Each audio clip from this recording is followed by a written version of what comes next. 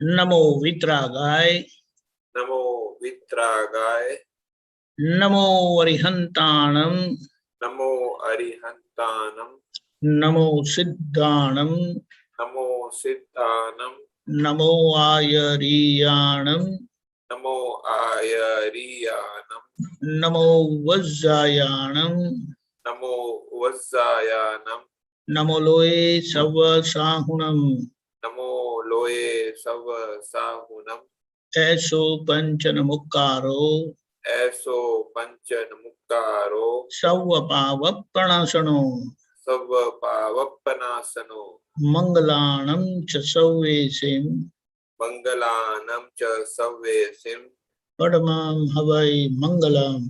परमं हवै मंगलम।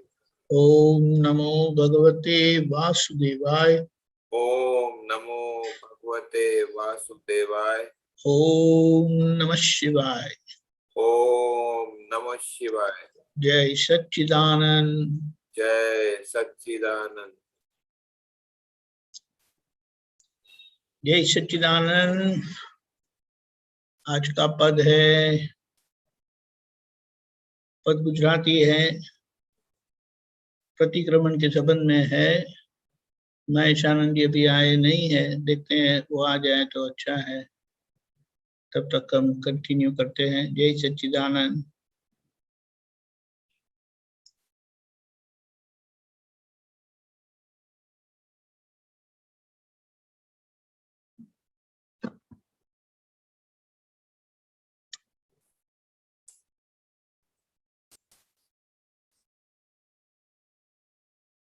कश्यप जी आप अनम्यूट ही रखना। हाँ हाँ जी।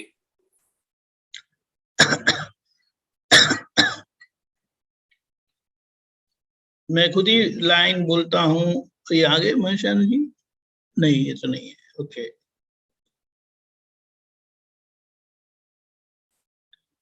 तो अक्षय भाई गा सकते हैं ना, वो अच्छे से। क्या बताया? अक्षय भाई गा सकते हैं। अक्षय भाई। तुमने गाने का तो प्रॉब्लम नहीं है। अक्षय 1 मिनट। अक्षय आप गाएंगे ये पद? हाँ गाएंगे। हाँ तो फिर आपको ही गाना है, 1 साइड सोलो। Okay okay. हाँ महेश आनंद जी आ गए तो वो कंटिन्यू करेंगे, आप शुरू करिए। यही सच्चिदानंद। जय सच्चिदानंद। मैं अनम्यूट रखूं? हाँ ओके, आप म्यूट कर सकते हैं। दो दो लाइन लेके ना दीपक आनंद हाँ जी। हाँ यस यस, 2 लाइन लीजिएगा। जय सच्चिदानंद। अंदर जे खूंचे छे ते वातोनु खपे छे, प्रतिक्रमण भूलो विना कोई दंड थू नथी, शांत भावे कर मनन। जय सच्चिदानंद। कोई भी परिस्थिति हो, अगर कोई बात, कोई संजोग, कोई व्यक्ति अगर हमें असर करती है, अंदर कुछ भी जलन होती है, अच्छा नहीं लगता है, बुरा लगता है, तो वहां पर एक बात स्पष्ट हो जाती है कि हमारी कोई गलती है, क्योंकि गलती के बगैर हमें असर नहीं हो सकता। हमें वैसे तो न्यूट्रल रहना है, यानी अच्छा भी नहीं लगता है, बुरा भी नहीं लगता है, लेकिन पहला न्यूट्रल रहने की बात जो है, वहां पर वितरागता आती है, निष्पक्षता आती है। और ये जो है अच्छा नहीं लगता है, तो वो जो अच्छा नहीं लगता है, तो वो कहीं ना कहीं हमारे अंदर द्वेष भाव खड़ा करेगा, और जो अच्छा लगता है वहां राग भाव खड़ा हो जाता है। तो यहाँ प्रतिक्रमण પાછળ બેહું તો હારું. ए अक्षय भाई, सॉरी. तो यहाँ बताना चाहते हैं कविराज जी के दादा ने क्या कहा है, जहाँ कुछ भी अंदर असर होती है तो वो प्रतिक्रमण के पात्र बनता है, प्रतिक्रमण उसका करना चाहिए, यानी उसे सुधार देना चाहिए। पहले तो हम ये थोड़ा समझ लेंगे कि अतिक्रमण और प्रतिक्रमण। एक ही मिनट है।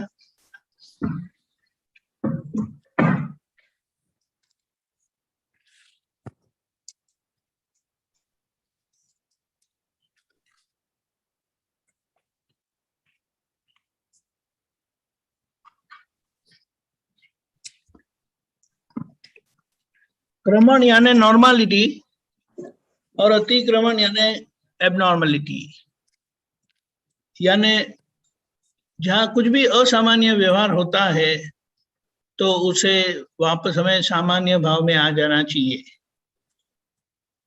यानी अगर क्रमण है वो नॉर्मलिटी है, अतिक्रमण है वो एबनॉर्मलिटी है। राग करेंगे वो भी एबनॉर्मलिटी है, द्वेष करेंगे तो वो भी एबनॉर्मलिटी है। राग में अच्छा लगता है, द्वेष में बुरा लगता है। तो ये अच्छा बुरा का परिणाम तो सभी संयोग का परिणाम है ही, उसे कोई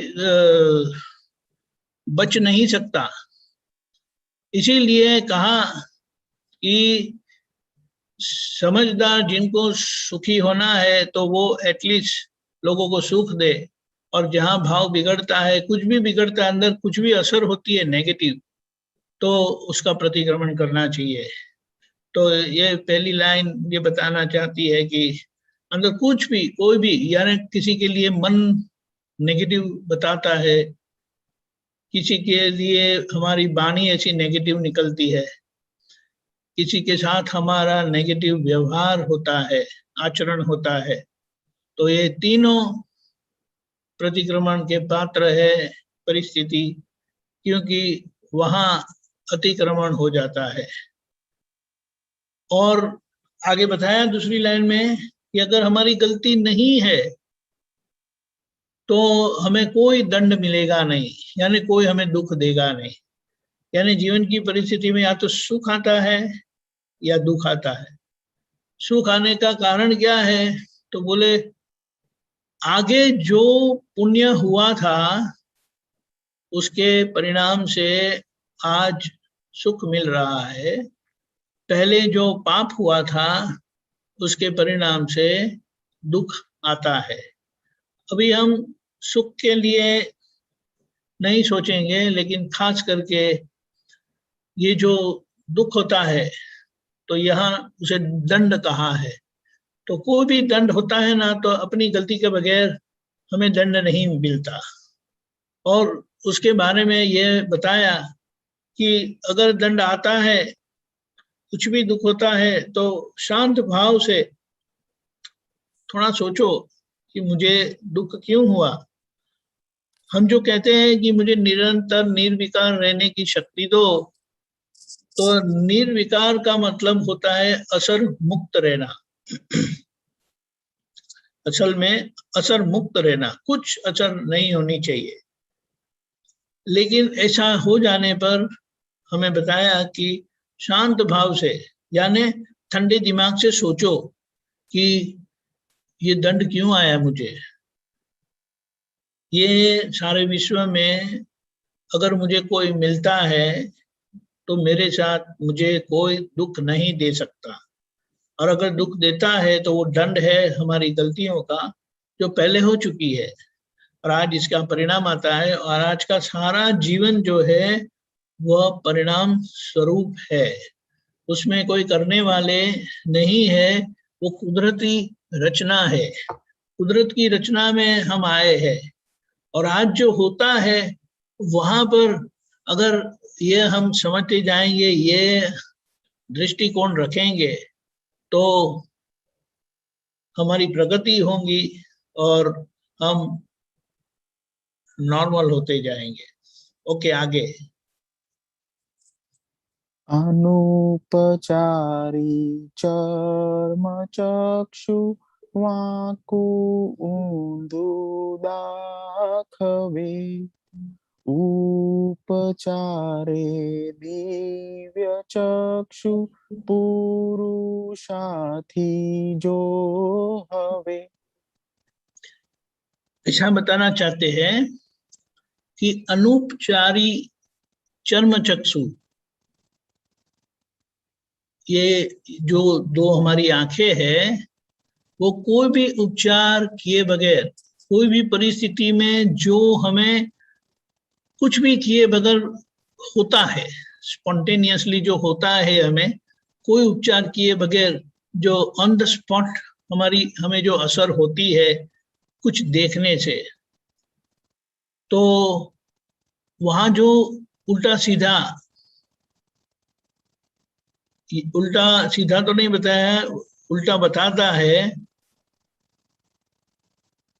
तो वो क्या है, वो आगे का हमारा कर्म का परिणाम है। क्योंकि ये चर्म चक्षु है ना, ये बाहर की जो आंखें बोले, वो बुद्धि के प्रभाव में है, और बुद्धि यानी अज्ञान के प्रभाव में है। तो वो अज्ञान हमें उल्टा बताएगा ही, वो कर्म का परिणाम है। इसलिए कहा कि अनुपचार यानी कोई भी उपचार किए बगैर वो अंदर ये परिस्थिति हो जाती है कि हम कुछ देखें और हमें तुरंत टेढ़ा या उल्टा दिखाता है।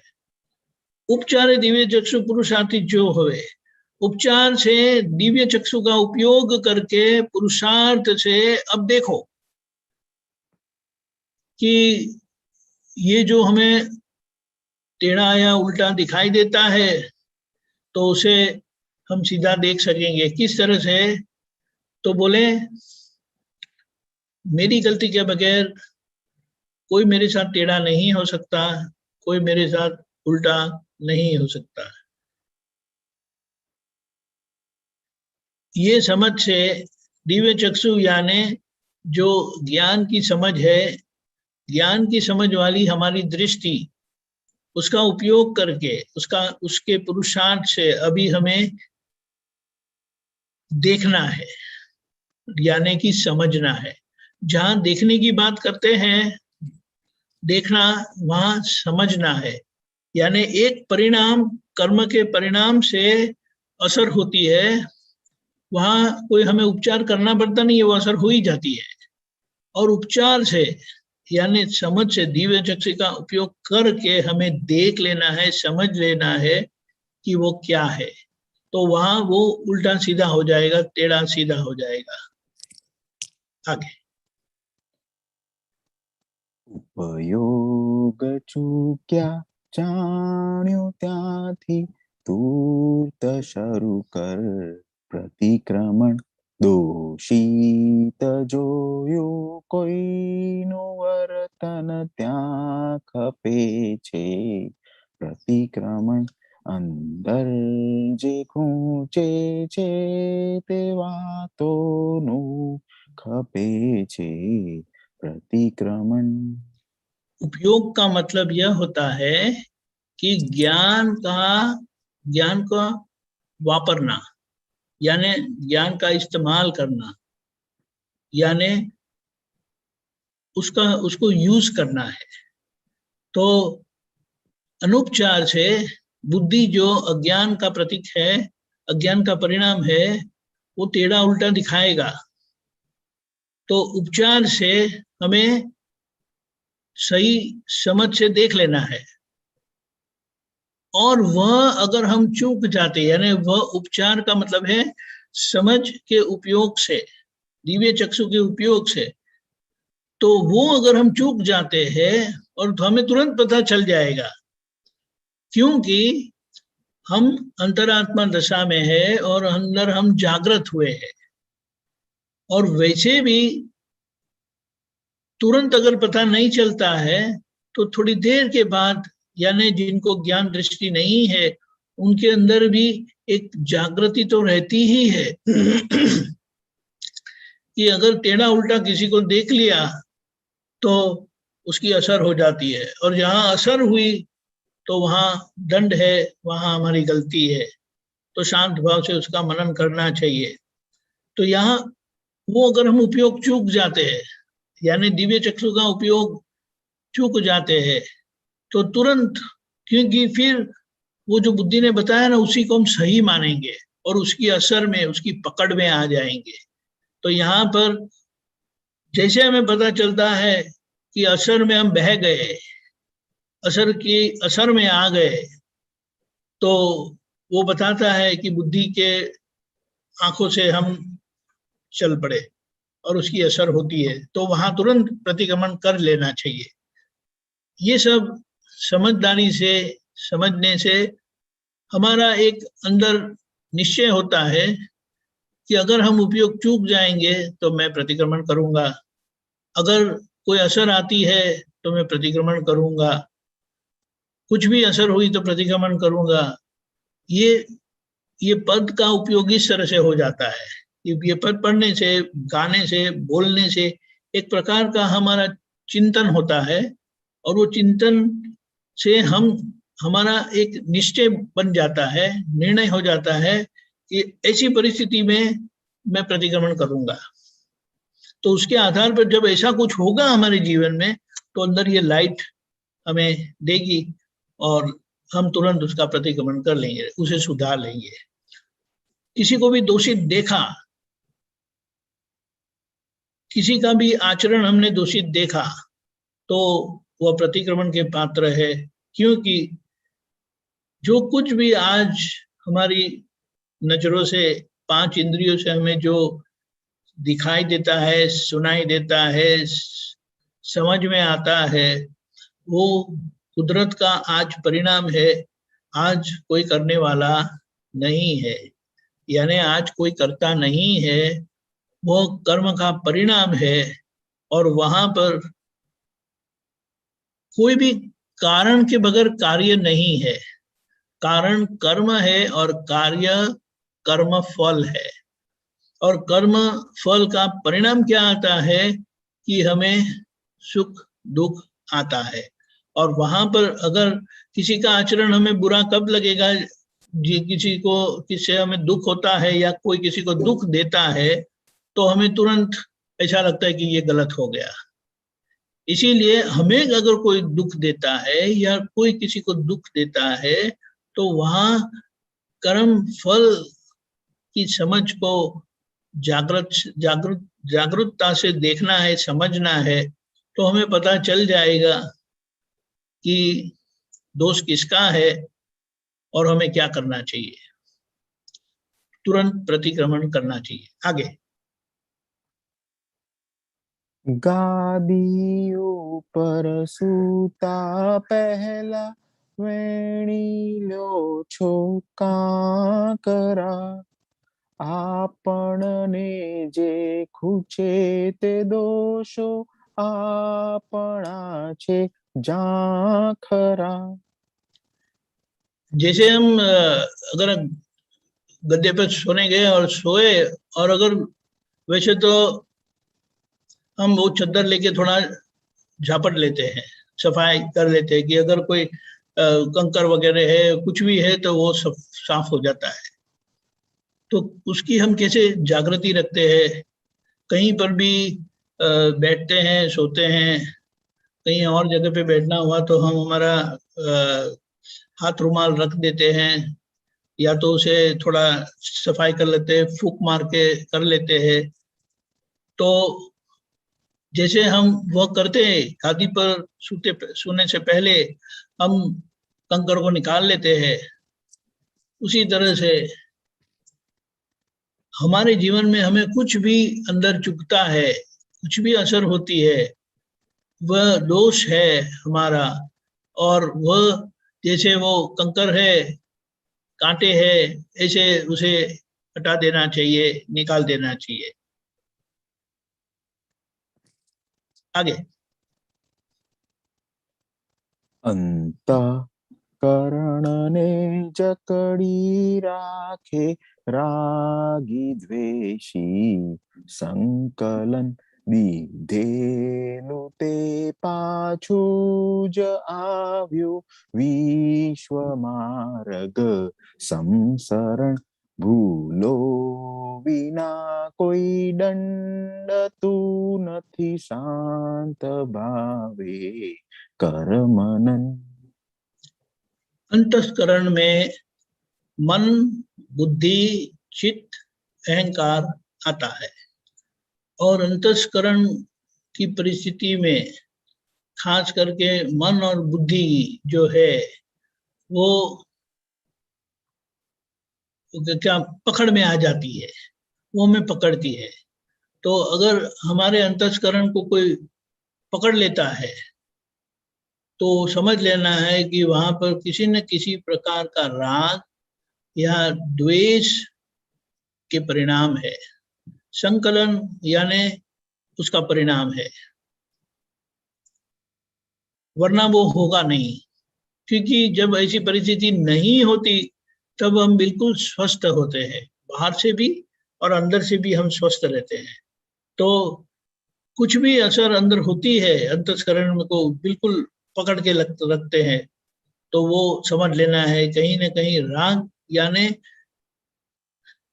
कि जो हमें अच्छा लगता है, अच्छा लगे ऐसा परिणाम आता है या बुरा लगे ऐसा परिणाम आता है, तो वह राग द्वेष का मतलब क्या है कि आगे राग वो और द्वेष वो आज का परिणाम है, अच्छा लगना या बुरा लगना। अभी जैसे हमारी जागृति बढ़ती है, हम देखना यानी इसको समझते जाते हैं, तो राग में हम बह नहीं जाते और द्वेष में हम अटक नहीं जाते। राग में बह नहीं जाती यानी उसमें तन्मय आकार एकाकार परिणाम नहीं होता है, और द्वेष में हम अटक नहीं जाते, उसकी असर में नहीं आ जाते। लेकिन ऐसा होता है तो समझ लेना है कि कहीं पर हमारी गलती है। और क्या समझना है, जो दिया हुआ है वही वापस आया है। और ये विश्व मार्ग जो है समसरण मार्ग बताया है। समसरण का मार्ग क्या मतलब क्या है, बहते जाना, बहते जाना। जैसे पहाड़ के ऊपर से जो पानी बर्फ पिघलता है और पानी छूटते छूटते नदी बन जाती है और वो नदी बहते बहते सागर तक जाती है, उसी तरह से ये जीवन व्यवहार जो है वो एक बहाव जैसा है, उसे समसरण मार्ग बोलते हैं। कि ये होता ही रहता है, बहते जाते हैं बहते जाते हैं। मतलब क्या है, पहले की परिस्थिति में यानी कारण में कर्म बनते हैं और उसका परिणाम भुगतने के लिए हमारा जीवन व्यवहार चलता है। और जब कर्म के परिणाम आते हैं यानी पहले के जन्म में कर्म बने कारण स्वरूप, उसका एक थोड़ा क्विकली थोड़ा वो समझ लेते हैं। ज्ञान नहीं है यानी ज्ञान दृष्टि नहीं है, तो उसे क्या होता है, सुख जो पुण्य का परिणाम है और दुख जो पाप का परिणाम है, हम बोलते जरूर से है सब पाप पुण्य का खेल है, कर्म के फल भुगतते हैं, लेकिन जब उसका फल आता है तब उसकी असर में आ जाते हैं और वहां पर नए राग द्वेष होते हैं। अभी यहाँ पर एक बात समझनी है कि ये जो शरीर मिला है वो कर्म का परिणाम है। वो शरीर को प्रतिष्ठित आत्मा कहा गया है, यानी जैसी प्रतिष्ठा आगे पहले हुई है, की है नहीं, करने वाले हम नहीं है। हमारा जन्म ये जन्म से ही है, हमारा जन्म यानी मैं अक्षय हूं करके। अक्षय को जन्म आपने नहीं दिया, माता पिता औपचारिक निमित्त है, लेकिन जो आगे कर्म बने थे वो कर्म के अनुसार आपका जहां उसका फल भुगतने को मिलेगा तो माता पिता निमित्त बनते हैं और आपका जन्म होता है। अक्षय जी आप समझ गए? हाँ समझे। क्योंकि पहले आगे के जन्म में एक हम उदाहरण ले कि आप मगन भाई थे, तो अपनी मगन में यानी अपने ख्यालों में आपने जो माना सही जो माना गलत, उससे पाप पुण्य का कर्म बने। बांधने वाले मगन भाई थे, क्योंकि मैं मगन भाई हूं करके पिछले जन्म में वो सारे जिए सारा जीवन, और उसके परिणाम से ये अक्षय जी बने। अक्षय आपको नाम मिला पहचानने के लिए, लेकिन आपने मान लिया कि मैं अक्षय हूं, तो और माना क्या, ये मेरा शरीर है, मन मेरा है, बुद्धि मेरी है, चित्त मेरा है, अहंकार मेरा है। आप समझ गए? तो आपका अस्तित्व यानी मैं अक्षय हूं करके, तो एक उसका उदाहरण ले लेते हैं। किसी ने मगन भाई को गाली दी तो आपको क्या एहसास होता है? अरे यार कोई मगन भाई को गाली दे रहा है, मैं मगन भाई नहीं हूं। और अगर वास्तव में वो मगन भाई ने ही आपको गढ़ा था, ये जो अक्षय है ना वो मगन भाई का ही प्रोडक्ट है, फिर भी आपको वो असर होगी नहीं, क्योंकि आप जानते हैं कि मैं अक्षय हूं, मैं मगन भाई नहीं हूं। आप समझे? हाँ। हम जो बार बार कहते हैं मैंने कर्म बांधा था, मैंने कर्म बांधा था, तो यहाँ पर ये सुधारना जरूरी है, ये अक्षय मेरा प्रोडक्ट नहीं है।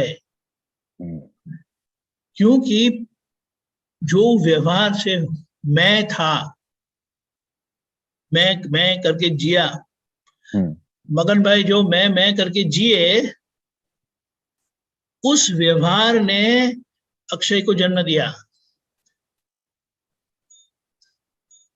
उस व्यवहार अक्षय को नहीं था। आप समझे? हाँ।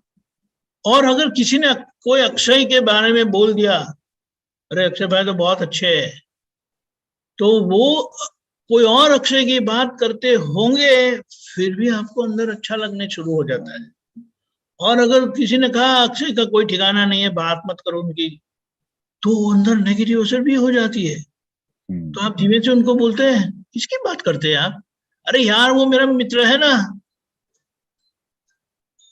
एक मिनट। हेलो।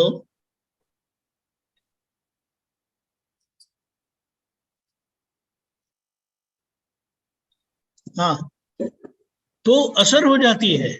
वो अगर बात करते कोई और अक्षय की, एक मिनट ना। हेलो।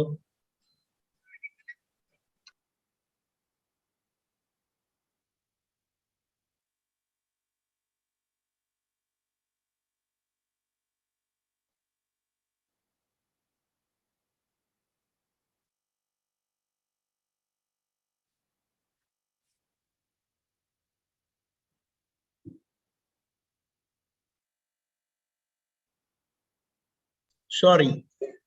तो ये बात है, आज हमें ज्ञान मिलने पर पता चला कि मैं अक्षय नहीं हूं, लेकिन अक्षय की हस्ती को समझ लेना है। और जब अगर हम कहते भी हैं कि मैंने कर्म बांधे थे, तो वहां ये समझ रखना है कि मैं यानी कौन, तो आपको असर नहीं होगी। नहीं तो अगर अच्छा अच्छा कुछ परिणाम आता है ना, तो हम आसमान में उड़ने लगते हैं, और अगर कोई बुरा परिणाम आता है तो हमारा हृदय बैठ जाता है, दिल बैठ जाता है कि मैं इतना बुरा करके आया हूं, अरे वो मैं हूं ही नहीं। उसका मतलब क्या होता है कि अक्षय को मैं अक्षय हूं करके बोलते हैं ना आप, नामकरण विधि यहां हुई है, और उसको जन्म देने वाले आप नहीं है। जैसे अनाथ आश्रम से लेके आते ना बच्चे को, ऐसा है। यानी आप उसके माता पिता नहीं है। आप समझ रहे हैं? अच्छा, समझे। अक्षय बहुत है पर बहुत गहरी बात है। हम बार बार कहते हैं जो मैंने कर्म किए थे, अरे लेकिन आपने कर्म तो ये जन्म में किया, और इसका परिणाम ये नहीं है, ये तो आगे का हुआ है वो, और आगे आप थे ही नहीं। मैं अक्षय हूं करके जीते हैं, वो यही लाइफ की बात है, यही जन्म की बात है। तो एक बहुत बड़ा बोझा हट जाता है। और उसके लिए ये ज्ञान का जो वाक्य है ना, मैं टंकोत्कीर्णवत ऐसा शुद्धात्मा हूं, उससे ये जाहिर होता है, उससे ये अनुभव होता है कि ये मैं इनसे बिल्कुल अलग ही हूं। उसका करने वाला व्यवहार से भी मैं नहीं हूं। आप समझ गए? से भी नहीं है। देखो, पेरेंट अगर पेरेंट ही नहीं, पेरेंट हुई नहीं इसका, पेरेंट ही नहीं हूँ मैं हूँ तो ફસાયેલો છું એવી જ થયું ને કે પેરેન્ટ मैं જ फंसा નથી। हूं, मैं अज्ञान से फंसा हूं बस। हाँ, ज्ञान से फंसा हूँ। मैं मेरी गलती अज्ञान की ही है, और मुझे ज्ञान हो गया। अभी आपने जान लिया, समझ में आ गया कि ये बच्चा मेरा नहीं है, लेकिन सारी दुनिया यही बोलेगी कि ये आपका बच्चा है, आप ही है। आप समझ गए? समझ तो गए। आपको अक्षय जी का व्यवहार ऐसा कर देना है, उसको ऐसे ज्ञान से क्या बोलेंगे, बना देना है, मोल्ड कर देना है कि उस अक्षय भगवान का प्रतिनिधित्व करे। आज उनकी जैसी प्रकृति है ना, उससे वो बाहर पेश आते हैं। लेकिन अगर आप सोचो कि ये ज्ञान की समझ से अगर अक्षय जी ऐसे हो जाते हैं, तो वो भगवान का प्रतिनिधित्व करेंगे, मेरा खुद भगवान का प्रमाण देंगे। आज अगर जैसे अच्छे हैं, बुरे हैं वगैरह, वो प्राकृतिक असर आती है, क्योंकि वो कर्म का परिणाम है। क्या ये बात समझना है? अभी ये समझ, जो दिया था वही वापस आया। वो ये जो अक्षय नामक व्यवहार है ना, उसे समझना है। अगर आपने किसी का नया घर बाई किया और वो घर किसी का था, तो उसमें जो कुछ आपको ठीक नहीं लगता है तो आप सुधार नहीं लेते? हाँ, सुधार लेते। उसी तरह से ये अक्षय नाम के घर में आप रहने आए हैं, मैं अक्षय हूं करके, मन वचन काया जो है वो मैं अक्षय हूं करके आप आए हैं। अभी जहां जहां आपको ठीक नहीं लगता, क्योंकि आज के ज्ञान से आपको पता चलता है कि अक्षय में इतनी कमजोरियां है, ऐसा नहीं बोलना कि वो मेरी कमजोरियां है, बोलना कि ये अक्षय की है, और अक्षय मैं आपके साथ हूं, बिल्कुल डरना नहीं, मैं आपके साथ हूं, मैं आपको गिरने नहीं दूंगा। तो अक्षय को भी ऐसा हो जाएगा, क्या बात, मुझे ऐसा सहारा मिल गया। मैं तो सहारा मानता था माता पिता भाई बहन पत्नी बच्चे परिवार वगैरह, पर नहीं, वो तो संजोग से और कर्म के हिसाब से मिलेंगे, और जहां जहां हिसाब खत्म हो जाता है वो दूर चले जाते हैं। अरे मम्मी तुम मत जाओ, पापा तुम मत जाओ, नहीं बोले नहीं ये कुछ नहीं कर सकता हूँ, मेरे हाथ में नहीं है रहने का, मेरी भी बहुत इच्छा है साथ में रहने की। आप समझ गए? तो सही सहारा मिल जाता है। इसीलिए ज्ञान, इसीलिए दादा वो सही सहारा है, आधार है। ज्ञान ही सर्वोपरि है। दादा सर्वोपरि बोले, सर्वोपरि दादा, ये समझना है हमें। आधार उस ज्ञान स्वरूप दादा का लेना है, जो मेरा स्वरूप है, जो मैं हूं। आप समझ गए? हाँ, समझ गए। बहुत बढ़िया है, बहुत बढ़िया है। आगे बढ़े अपनी, अगेन यहां समझ लेना है। ભૂલો વિના કોઈ દંડતું નથી, શાંત ભાવે કર મનન, આપણી કીધેલી ભૂલો આપણી છે, ऊपरी, नहीं तो आत्मदेवने होता નથી कोई ऊपरी। देखो, ये दिव्या है, अगर उससे कुछ गलती हो जाती है तो उनको आप बोलेंगे तुमने किया, यह गलती आपने की है, इसीलिए आपको भुगतना आया। नहीं, अगर आप उनको कैसे बोलेंगे, हमने गलती की है तो हमें भुगतान आएगा। आप समझे? तो उनको आरोप भी नहीं लगेगा, उसको समझ में आ जाएगा। अपनी भूल, आपकी भूल बताएंगे तो उनको लगेगा।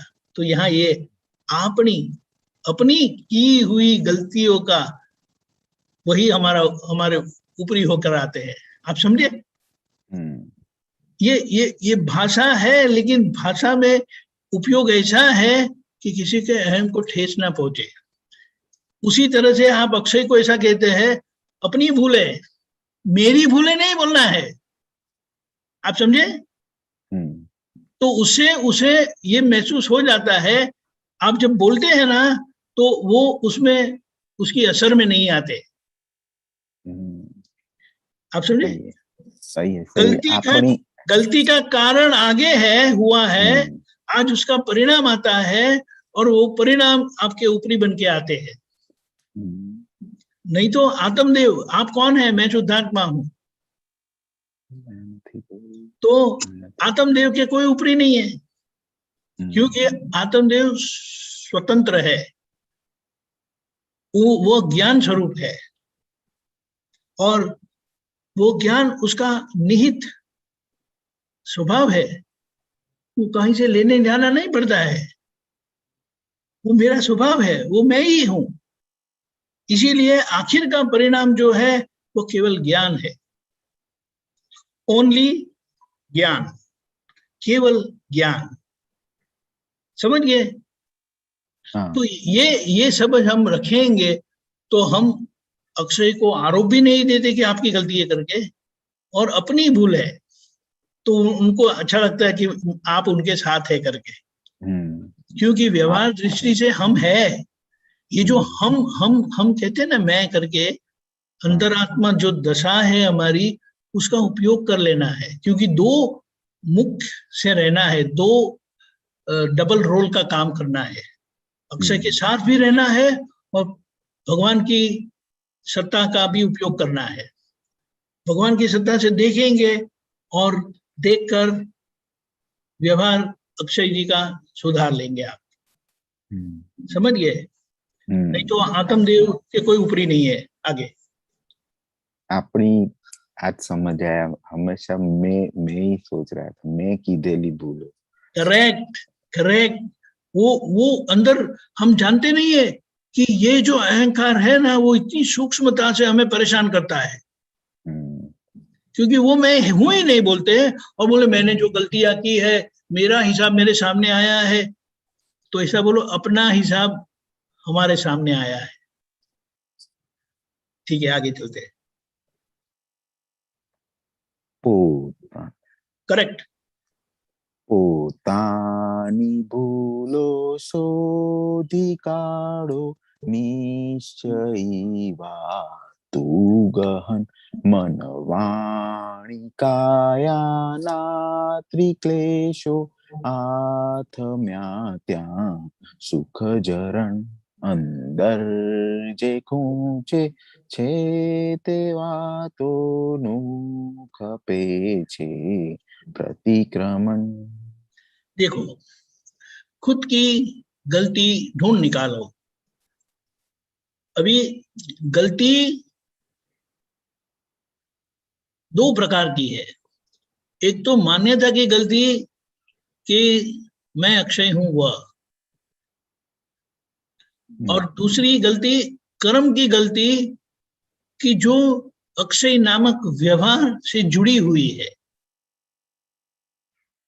यानी कि जो मगन भाई ने गलती की थी ना, वो रिफ्लेक्ट होती है, वो परिणाम अक्षय जी में दिखाई देगा। अभी आपने जान लिया कि मैं शुद्धात्मा हूं, और अक्षय को हमेशा बोल नहीं सकते ये आपकी गलती है, आपकी गलती है करके, तो उनका दिल बैठ जाएगा। उनको ताकत भी देना है, मैं हूं ना साथ, ज्ञान स्वरूप आपके साथ है, तो आपको क्या डर है, दूसरे सब आधार अवलंबन चले जाएंगे, लेकिन मैं आपके साथ आखिर तक हूं। ये व्यवहार, अक्षय नामक व्यवहार, उनके साथ का जो यह आत्मा है वो वही रहता है, लेकिन मैं करके जो होते हैं ना वो बदलते रहते हैं। यह व्यवहार स्थूल स्वरूप है, वो स्थूल स्वरूप में है जो सारा जीवन भुगतान से गुजरते हैं, वो सुख का भी होता है, दुख का भी होता है। उसमें ये जो मैं करके जीते हैं ना, वो अहंकार है, और वह नया कर्म चार्ज करता है, बनाता है। तो ये स्थूल में से वो सूक्ष्म बनाता है कारण, आप समझे? अपने प्रोजेक्शन से स्थूल के परिणाम को वो पचन नहीं कर सकते। आत्मा तो आत्मा ही है, परिणाम परिणाम ही है, लेकिन परिणाम को वो खुद जो जीते हैं, मैं नामक, यह भी अगर देखे मैं अक्षय जी, आप समझे? तो वो खोए हुए जीते हैं, समझदारी से नहीं जीते, इसीलिए ये स्थूल में से सूक्ष्म बनाते हैं। और जब ये अक्षय का आयुष्य खत्म होता है तो वो सूक्ष्म जो कारण स्वरूप बना उसके साथ यह आत्मा आगे जाता है, यह आत्मा बदलता नहीं है। तो ये व्यवहार स्थूल में से सूक्ष्म, स्थूल में से सूक्ष्म, ऐसे कितने जन्म गुजारे, वो गुजरते गुजरते देवगति में गए, स्वर्ग में गए, नरक में गए, मनुष्य में आए, जानवर में गए, कहाँ नहीं गए। तो उस पर इतना सारा लेप लगा है कर्म का, लेकिन ज्ञानी पुरुष की कृपा होने से वो बहुत करके जो था वो सब निकल गया। अभी जो बच्चा हुआ है उसकी स्थिति कैसी है? तो अक्षय नाम और नाम से जुड़ी हुई माया, उसके आगे कुछ नहीं रहा। आगे पीछे का जो क्या बोले ढेर थी ना, वो खत्म। वो ढेर गया ना, उसे क्या बोलते हैं? अनंत अवतार भटकाने वाले जो कर्म का ढगला था ना, ढेर थी ना, वो गया। इसीलिए हम जागृत रह सकते हैं, हम जागृत हुए और हम कहते हैं मैं शुद्धात्मा हूं। अभी यह जो कर्म की स्थिति ज्ञानी पुरुष की कृपा के बाद होती है, बनती है, वो श्रीमद रामचंद्र जी ने ऐसा बताया, हाथ में धूल लगी हुई है तो कैसे सफाई करते हैं? कैसे सफाई करते हैं? तो हाथ ऐसा फूंक मारते, इतना ही करना है और इसके लिए हमें आज्ञा दी है। और हम इतना सफाई करने में झंझट समझते हैं, इसीलिए कहा कि बात समझ लो। अभी जो काम बचा है ना वो कुछ भी नहीं है। उत्कृष्ट से उत्कृष्ट, परम उत्कृष्ट नेक्स्ट लाइफ में आपकी मुक्ति हो जाती है। अभी इतने जागृत रहने में आपको क्या दिक्कत है? इसीलिए कहा कि समझ लो। तो ये बात है, खुद की गलती ढूंढ लो। अगर आप समझ गए, यानी दो गलतियां हैं, एक जो कमजोरी गलतियां मगन भाई की थी जो अक्षय में है, और जो व्यवहार अक्षय नामक व्यवहार है वो नॉर्मल नहीं है, तो उसको नॉर्मल करना आपकी जिम्मेदारी बन जाती है, क्योंकि आप उनके साथ जुड़े हैं। मैं, आप समझे? और वो मैं दो दृष्टि से काम करता है। निश्चय दृष्टि से शुद्धात्मा हूं तो निश्चय दृष्टि से देखते हैं, समझते हैं, पहचानते हैं, और व्यवहार दृष्टि से जो अक्षय का कमजोरी है उसके ठीक कर लेते हैं। और ये समझ से रहेंगे तो आप सही दिशा में है। लेकिन ऐसे रहने में भी गलतियां होती है, यानी अक्षय को ठीक करने में भी गलतियां होती है, और दूसरा ये जो समझ से रहना है कि ये व्यवहार है, वो व्यवहार मेरा नहीं है, मेरे साथ जुड़ा हुआ है, इसीलिए मुझे ठीक करना है, ये समझ गए? हाँ, जैसे महावीर भगवान को कान में वो कीले लगाए तो उनको तुरंत पता चल गया कि ये पुद्गल, ये व्यवहार जब वासुदेव नारायण थे तब जो गलतियां हुई थी, वो गलती का परिणाम इतने अवतारों के बाद अभी उसका टाइम आया। वो टाइम किसी के हाथ में नहीं होता है, वो टाइम कुदरत के हाथ में होता है, लेकिन ऐसे समय में आया। लेकिन वो बात समझ गए और उसमें से निकल गए। उन्होंने, जिन्होंने कान में चुगाया उनको दोषी नहीं देखा, क्योंकि गलती इस व्यवहार की थी और इस व्यवहार को उस गलती में से निकालने के लिए सामने वाले निमित्त बने, बस। वो निमित्त दोषित नहीं होते, समझ गए? हाँ, समझ गए। निमित्त दोषित नहीं होते। तो ये समझ मिलने से हम बिल्कुल इत्मीनान हो जाते हैं, आराम हो जाता है कि चलो बात समझ में आ गई। तो खुद की गलती ढूंढ निकालो, वही निश्चय मूल बात है। मन वाणी काया के त्रिक्लेश शांत हुए तो वहां सुख खुला होगा। उसका मतलब क्या है कि व्यवहार से आपको सुख आएगा। ऐसा है, कुछ भी जो होता है ना, होने की परिस्थिति अक्षय के बाहर ही है। बाहर से कोई ना कोई निमित्त बनता है और अक्षय के मन में असर होती है, अक्षय की वाणी में असर होती है, क्योंकि मन ऐसा विचार स्पंदन फेंकता है, ये कोई ढंग है, ऐसा नहीं होना चाहिए, ये गलत है, और उससे जुड़ा हुई वाणी निकलती है, मैं छोड़ूंगा नहीं, अच्छे बुरे शब्द भी निकालते हैं। और आचरण भी ऐसा होता है कि वो भरा हुआ है, कर्म का फल है, और वो जो परिणाम है ना, वो आपको परेशान करता है। लेकिन यहाँ पर ये ज्ञान की समझ से आप वो मन को भी समाधान देते हैं। जहां मन को समाधान हो जाता है तो वाणी उसको अनुसरती है, फॉलो करती है, वो शांत हो जाती है, और उसके पीछे आचरण आपका ऐसा हो जाता है, समझ गए? इसीलिए सारा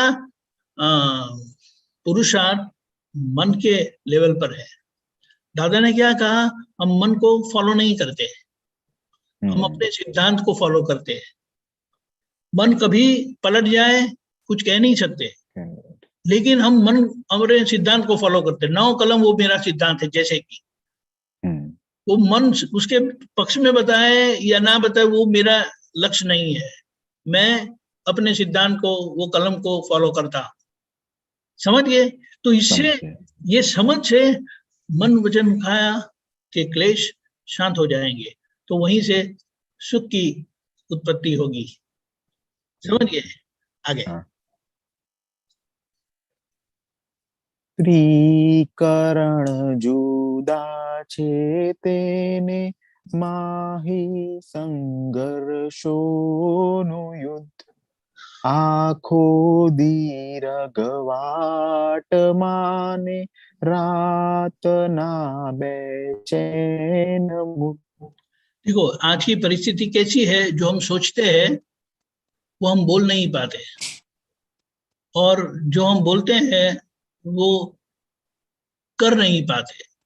ये हमारी कमजोरी नहीं है, ये समय के मन वाणी काया के एकता नहीं है। मन वाणी काया में वो सोचेंगे कुछ, बोलेंगे कुछ और करेंगे कुछ और ही, ये परिस्थिति है। तो बोले यानी यहाँ आप कुछ तय करते हैं कि मुझे ये करना है, यानी अहंकार आई, आप कहते हैं कि मुझे ये करना है, तो मन कुछ बताएगा, वाणी कुछ बोलेगी, और आचरण कुछ तीसरा ही होगा, तो आपका निश्चय कैसे परिणाम देगा,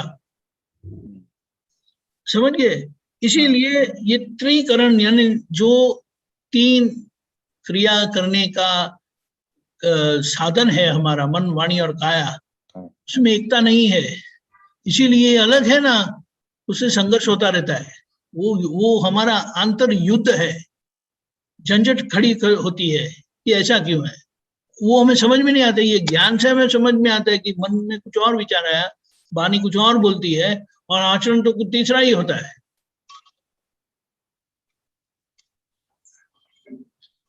पर आपने आगे की लाइन में बोला कि मन वाणी काया ना त्रिक्लेशो में, आपने बोला मन में जैसा विचार वैसा वाणी में, और फिर वैसा कार्य होता उसको फॉलो करता है, लेकिन हम मन को समाधान दे देते हैं, तो मन शांत हुआ तो वाणी शांत हो गई और आचरण ऐसा हो गया। आप समझ गए? ये ज्ञान के परिणाम से क्लेश शांत होंगे। आप समझ गए? यानी उसकी बिगिनिंग मन ही आप रिपेयर कर दिया तो वो आगे कुछ चलता नहीं है। ठीक है ना? समझ गए? हाँ, पर ये नेक्स्ट लाइन में ये त्रिकरण जुदा छे तेने यानी त्रिकरण अलग है, यानी ये त्रिकरण अलग है, वो सभी का है, यानी परिणाम ऐसा है। लेकिन परिणाम में वो अगर आपने मन को समाधान दे दिया तो मन के आधार पर वो वाणी आ ही जाएगी, तो वो वाणी को फॉलो नहीं करेंगे आप। बात सही है, वो आचरण धीमे धीमे ऐसा होता जाएगा। आप समझे? हाँ हाँ हाँ। ये मन ने कुछ बताया, आपको बोलना है लेकिन वाणी निकलती नहीं है, आपको करना है लेकिन वो व्यवहार आचरण अच्छा होता नहीं है, लेकिन वो आपने समझ लिया तो वो क्लेश स्वरूप नहीं रहते, वो धीमे धीमे उसका प्रतिक्रमण करने से वो ठीक होते जाते हैं। ऐसा है। तो ये जो अलग है तो उनको ये संघर्ष रहता ही है, ये बात है। इसीलिए सारा दिन इधर उधर दौड़ते रहते हैं, और सारे दिन में कुछ ठीक नहीं रहता है तो रात को बेचैन मूड से वो सो जाते हैं, परेशानी से सो जाते हैं। इसीलिए कहा कि सारे दिन का सरवैया बोलते हैं ना, कंक्लूजन निकलता है। सारे दिन का कंक्लूजन आता रहता है, उसे सरवैया बोलते। तो अगर सारे दिन अगर आप ज्ञान की समझ से रहे तो आपका शाम को रात को आप बड़े स्वस्थ रहेंगे, आपको रात को नींद अच्छी आएगी। तो ये सारा दिन भागी दौड़ी में जाती है तो रात को आपको शांति नहीं होगी, परेशानी रहेंगे। ठीक है?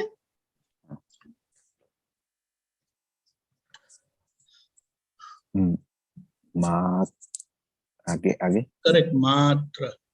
मात्र संयोगो पराधीन ने वियोगी ज्ञान बुझ તે જ્ઞાનીની સમજણ પછીથી મોક્ષ છે ન કીય બંધ અંદર જે ખૂંચે છે તે વાતોનું ખપે છે प्रतिक्रमण।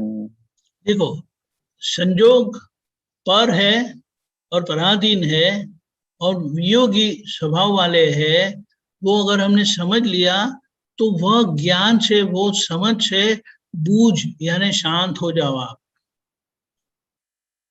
संयोग पर है, मेरे नहीं है, मेरे से भिन्न है, मेरे से अलग है। पराधीन है यानी वो मेरे अधीन नहीं है, और वैसे वो हमें पराधीनता करवाता है, हेल्पलेसनेस करवाता है। कुछ करना है लेकिन हो नहीं पाता है, करना चाहते हैं तो हो नहीं पाता है, और जो होता है वो मेरे से अलग है, मेरे अधीन नहीं है। आप समझ गए?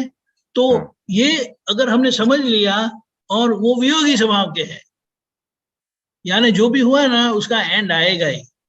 अगर आप उसको एंड नहीं लाते तो समय उसका एंड ला ही देता है। आप समझ गए? इसीलिए कहा है कि समय सभी का समाधान है, सभी समस्या का समाधान है। तो वो ज्ञान से आप बूझो यानी शांत हो जाओ। ये ज्ञानी की समझ से के बाद आपको मोक्ष मिलेगा। अबंध यानी नए कर्म बांधे बगैर आप मुक्त हो जाएंगे। नए कर्म नहीं मानते वो पहली मुक्ति, और सभी कर्म का निवारण ले आना समाधान पूर्ण, तो आपकी मुक्ति फाइनल हो जाती है। पहली मुक्ति नए कर्म नहीं बनते वह, और दूसरी मुक्ति सभी कर्म का संभाव से निपटारा करके मुक्त होना वह है। बराबर। शुद्ध आत्मा संपरिणम स्वगुणे अनंत सुख, मूर्जीवात्मा विषम द्वंद्वे विपरिणम तन्ते दुख। शुद्ध आत्मा जो हमारे अंदर तत्व स्वरूप है, वो ज्ञान स्वरूप, वो आईने की तरह, उसको कुछ होता नहीं है, वो सम परिणाम है, और वो अपने गुण से अनंत सुख में ही है। आप समझे?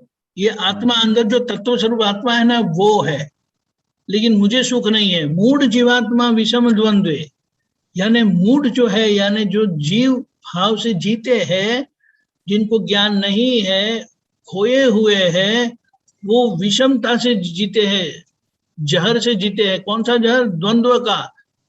द्वंद्व यानी ड्युअलिटी का, यस और नो, गुड और बैड, अच्छा या बुरा, उसका विपरिणाम, परिणाम यानी विपरीत परिणाम, और ऊपर से तंत यानी उसकी पकड़, वो दुख का कारण है।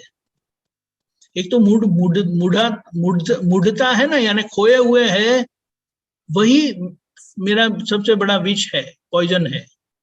और ऊपर से द्वंद्व है, परिणाम, विशेष परिणाम, कर्म के परिणाम, और उसमें मेरी पकड़ है, तो दुख का कारण है। आगे। खूने पोते छे जुदा जो मोक्षवर्ती अकरम, आत्मा मा पुद्गलनी स्थिरता शुद्ध सामायिक व्रतम, आत्मा पुद्गलनी स्थिरता शुद्ध सामायिक व्रतम। बोलिए।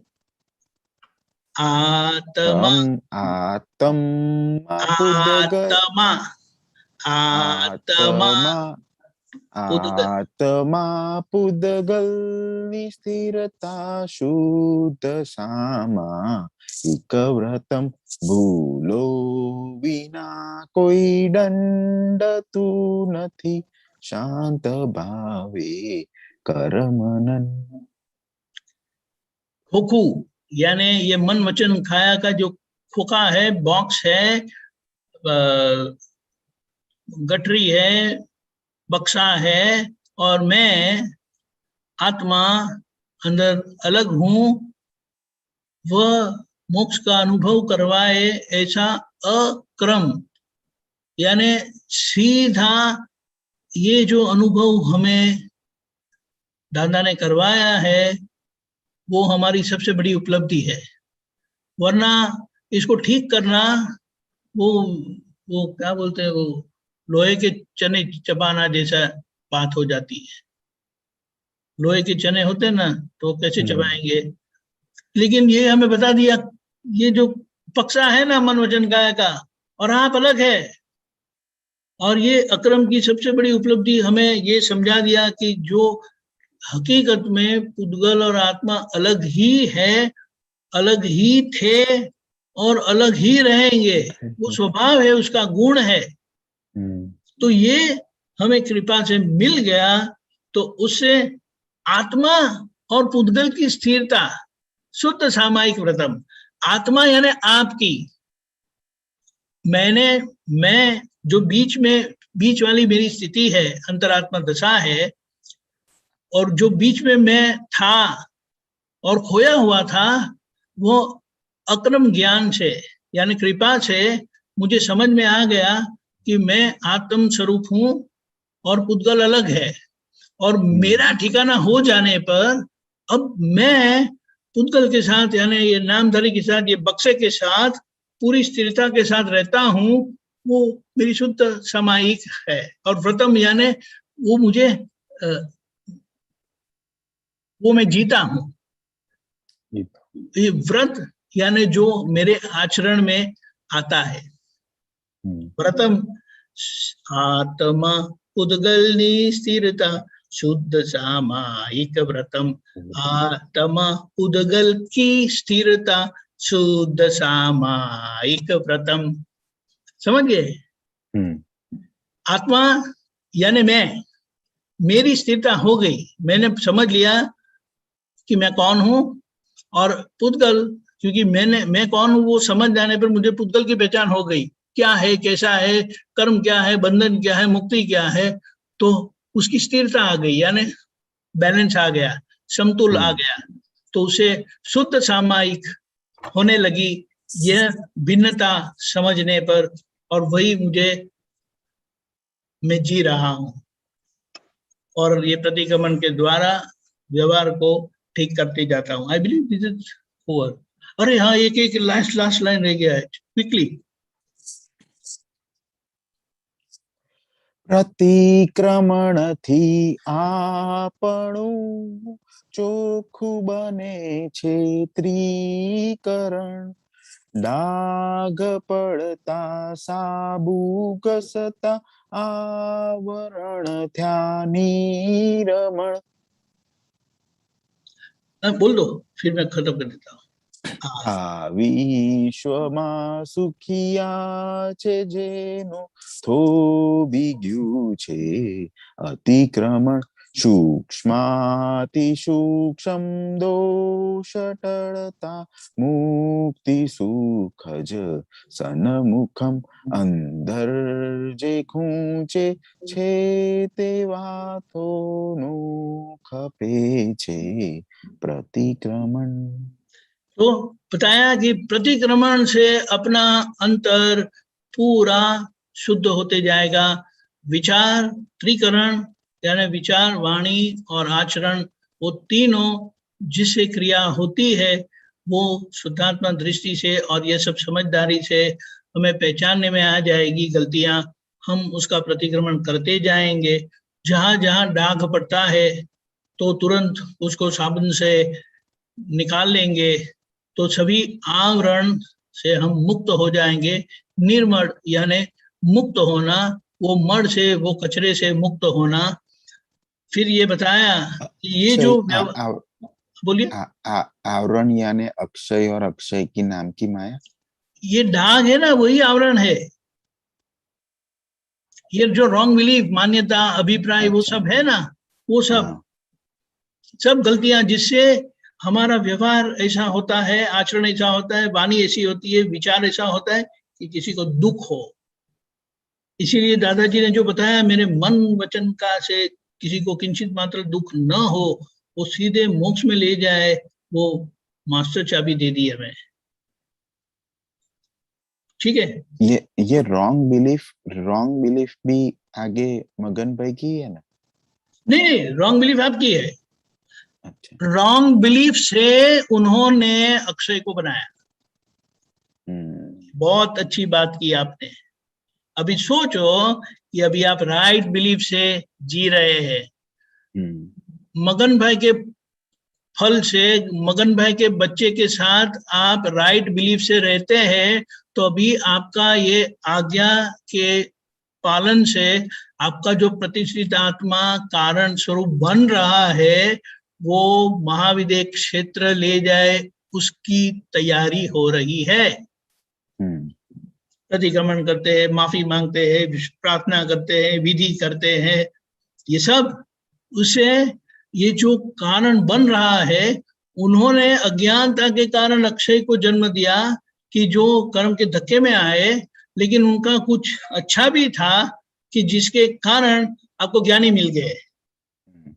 आप सुनिए, तो ज्ञानी मिलने पर पूरा बदल गया, सिचुएशन 180 डिग्री हो गया, और उससे अभी जो बनता है वो केवल मुक्ति का ही कारण बनता है।